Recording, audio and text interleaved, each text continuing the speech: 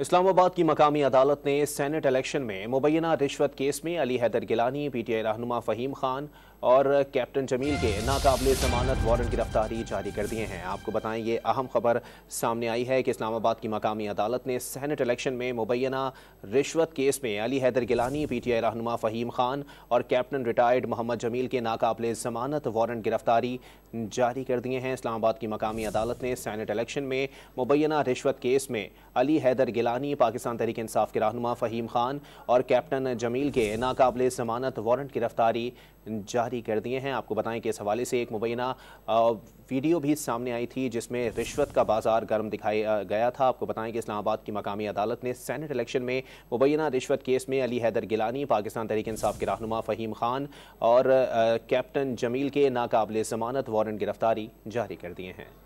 इसी पर मजीद बात करेंगे। टॉन न्यूज़ के नुमाइंदे उमर मेहताब बर्नी हमारे साथ मौजूद हैं। जी उमर, अपडेट कीजिएगा इस हवाले से।